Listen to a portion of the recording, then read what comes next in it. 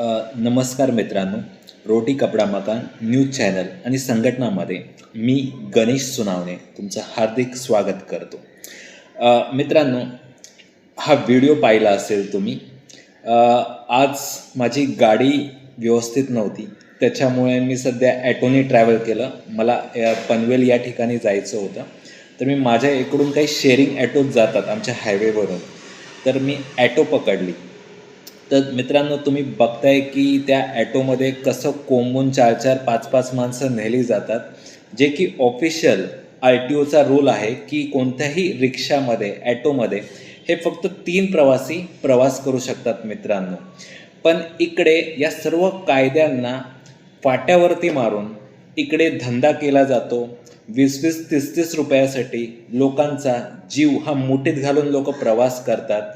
त्याच्यामुळे जेव्हा रिक्षा चालकाच्या आजूबाजूला जेव्हा लोक बसतात, पॅसेंजर बसतात, तेव्हा त्यांना साधं स्टिअरिंगवरती कंट्रोलही करता येत नाही मित्रांनो. त्याच्यामुळे फार मोठी दुर्घटना होऊ शकते. लोकांचा जीव जाऊ शकतो, लोकांना गंभीर दुखापती होऊ शकतात. हे लोक छोटे छोट्या पैसे कमवण्यासाठी, 20-20, 40 रुपये कमवण्यासाठी आपल्या ट्रिपमध्ये हे लोक इतरांचा जीव धोक्यात घालतात मित्रांनो. याच्यासाठी आपलं RTO डिपार्टमेंट काय करतं आहे मित्रांनो, आपलं महाराष्ट्र सरकार काय करतं आहे? झोपलेत का हे लोक?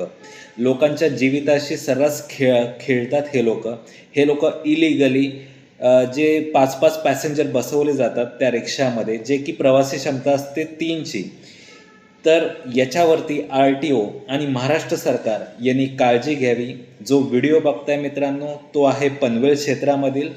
तर अशा गोष्टी थांबवल्या पाहिजेत. आणि माझी सर्व प्रवाशांना विनंती आहे, त्या रस्त्यामध्ये प्रवास करणाऱ्यांना, जर कोणती ॲटो आली तर तुम्ही पुढे बसून प्रवास करू नका, कारण तुमच्या जीविताला त्याच्यामुळे धोका होऊ शकतो. ही माझी तुम्हाला नम्र विनंती. आणि या झोपलेल्या सरकारला उठलं पाहिजे. थोडी तरी लाजा वाटू द्या RTO आणि सरकारला. कायदे जे बनवलेत फक्त कशासाठी बनवलेत त्याचा नीट वापर करा, त्यांना दंड थोपटा. हे मी आज तुम्हाला नीट नम्र विनंती करून सांगत आहे.